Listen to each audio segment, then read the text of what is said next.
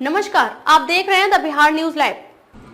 अपराध का वर्गीकरण कर 4 स्तर के पुलिस पदाधिकारी का जिम्मेवारी तय। अपराध शैली, अपराध की संवेदनशीलता, अपराध में सजा इत्यादि के आधार पर होगा कांडों का वर्गीकरण। पुलिस महानिदेशक द्वारा जारी किया गया दिशा निर्देश तत्काल प्रभाव से लागू। अब विशेष कांड के प्रतिवेदन की संख्या में आएगी कमी। सिर्फ पेशेवर अपराधी और अति संवेदनशील मामले को ही विशेष प्रतिवेदित में रखा जाएगा। अब एसडीपीओ और इंस्पेक्टर का बड़ी जिम्मेदारी, थाना प्रभारी का भी बड़ा जवाबदेही। अब 15 दिनों में करना होगा केस का निष्पादन। थाना प्रभारी 3 साल से कम के केसों में सभी निर्णय खुद लेंगे। नए नियम अनुसार अब 307 जैसे केस का सुपरविजन अब डीएसपी करेंगे। किसी भी अनुसंधान में अगर पब्लिक नहीं होती है संतुष्ट, तो डीएसपी या इंस्पेक्टर को आवेदन देने के बाद बिना किसी आदेश के हो सकती समीक्षा। आपराधिक मामलों की जांच व पर्यवेक्षण को लेकर जिला पुलिस अधीक्षक से लेकर थानेदार तक की जिम्मेदारी तय कर दी गई है। ये जिम्मेदारी पुलिस हस्तक के अनुसार तय की गई है। बिहार के पुलिस महानिदेशक राजविंदर सिंह भट्टी ने सोमवार को इस संबंध में आदेश जारी कर दिया। इसे तत्काल पूरे राज्य में लागू कर दिया गया है। इसका मकसद केसों की जांच में पर्यवेक्षण एवं नियंत्रण को सुदृढ़ करना है। राज्य के अपर पुलिस महानिदेशक मुख्यालय जितेंद्र सिंह गंगवार ने सोमवार को पुलिस मुख्यालय में प्रेस कॉन्फ्रेंस में बताया कि बिहार पुलिस हस्तक 1978 में केसों के अन्वेषण को नियंत्रित करने वाले पुलिस पदाधिकारियों का वर्गीकरण है। अन्वेषण नियंत्रण से तात्पर्य केस के पर्यवेक्षण, प्रगति की समीक्षा एवं निगरानी के बाद अंतिम आदेश पारित करने से है। वर्तमान में केसों के अन्वेषण को निर्धारित 4 श्रेणी के पदाधिकारियों की जगह मात्र 2 श्रेणी के पदाधिकारियों द्वारा नियंत्रित किया जा रहा है। इसलिए केसों के पर्यवेक्षण एवं नियंत्रण की व्यवस्था की समीक्षा कर यह आदेश जारी किया गया है। सभी विशेष केसों की जांच एवं नियंत्रण एवं अंतिम रिपोर्ट तक की जिम्मेदारी एसपी निभाएंगे। इनमें से कुछ विशेष मामलों की जांच एसपी अपने स्तर से डीएसपी को सौंपेंगे। इसके अतिरिक्त अविशेष केसों के अनुसंधान एवं नियंत्रण की जिम्मेदारी एसपी के अतिरिक्त डीएसपी, इंस्पेक्टर व थानाध्यक्ष को भी सौंपी गई है। विशेष कांडों में अंतरजिला, अंतर्राज्यीय या अंतर्राष्ट्रीय प्रकृति के मामले, संगठित गिरोह की संलिप्तता, पेशेवर प्रकृति, महिला, बालक एवं कमजोर वर्गों पर गंभीर अत्याचार से जुड़े मामले, विधि व्यवस्था को प्रभावित करने, सामाजिक समरसता भंग करने या गंभीर आर्थिक अपराध से जुड़े मामलों को विशेष केस के रूप में चिन्हित किया जाएगा। वहीं 7 वर्ष से अधिक की सजा वाले अविशेष केस या विशेष अधिनियमों के तहत 3 वर्ष से अधिक सजा वाले केसों की जिम्मेदारी डीएसपी निभाएंगे। इंस्पेक्टर को 3 साल से 7 साल तक की सजा वाले केस या विशेष अधिनियमों के तहत 3 वर्ष तक की सजा वाले मामलों की जिम्मेदारी सौंपी गई है। थानाध्यक्ष को साधारण प्रकृति के केसों जिनमें 3 साल से कम की सजा हो उसकी जिम्मेदारी सौंपी गई है। थानाध्यक्षों को मामला 10 से 15 दिनों में निपटाना होगा।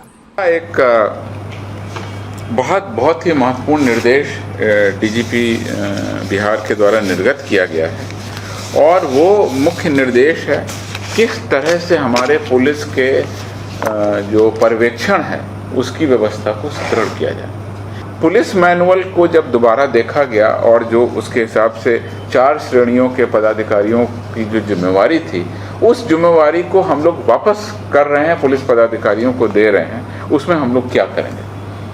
पुलिस अधीक्षक का दायित्व अब हमने दोबारा रिफिक्स किया और पुलिस अधीक्षक सभी तरह के पेशेवर अपराध से संबंधित जो भी कांड होगा उसका पर्यवेक्षण, उनका नियंत्रण और उस कांड में अंतिम निर्णय लेने की पावर, और न केवल उनके कांड के अनुसंधान बल्कि कोर्ट में ट्रायल किस लेवल पर है, ट्रायल में अभियुक्तों को सजा हो रही कि नहीं हो रही है, ट्रायल से रिलेटेड गवाहों की उपस्थिति हो रही कि नहीं हो रही, उन सारे मामलों का निर्णय एसपी लेंगे। न केवल पेशेवर अपराधी बल्कि सभी अंतरजिला, अंतर्राज्यीय, अंतर्राष्ट्रीय स्तर के जो भी कांड जिसमें किसी भी तरह के संगठित गिरोह की संलिप्तता है, ये लेवल का डिसीजन एसपी स्वयं करेंगे। सभी संवेदनशील कांड, सभी सनसनीखेज कांड, सभी महत्वपूर्ण कांड वो सब एसपी के लेवल पर ही निपटारा होगा। महिलाओं, बालकों या कमजोर वर्ग पर गंभीर अत्याचार के जो भी मामले हैं वो एसपी के लेवल पर ही उनका निष्पादन होगा, नियंत्रण होगा, यानी कि उनका सुपरविजन, नियंत्रण, उनका ट्रायल तक मॉनिटरिंग। वैसे मामले जिससे लॉ एंड ऑर्डर डिस्टर्ब होता हो, विधि व्यवस्था डिस्टर्ब होती हो, लोक व्यवस्था प्रभावित होती हो, वैसे कांड, वैसे सभी कांड जिससे सामाजिक समरसता प्रभावित होती हो, अर्थात कम्युनल नेचर के कांड, उसको भी एसपी अपने स्तर से उसका निष्पादन करेंगे। बड़ी सरकारी राशि के गबन से जुड़े मामले, उन सब मामलों का निष्पादन एसपी के लेवल से हो।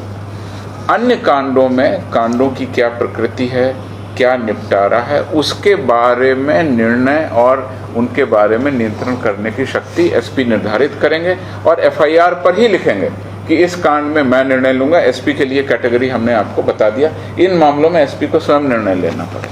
जो बाकी कैटेगरीज हैं उसमें एसपी को निर्णय लेना होगा कि ये कांड एसडीपीओ के लेवल पर निर्णय लिया जाएगा, ये कांड इंस्पेक्टर के लेवल पर निर्णय लिया जाएगा। और कुछ बहुत ही छोटे मोटे कांड हैं जिसमें कि हम लोग ये पावर इंस्पेक्टर और एसएचओ को देंगे कि जो अपने लेवल से इस कांड में पर्यवेक्षण करेंगे, अनुसंधान कराएंगे और अंतिम निर्णय लेंगे।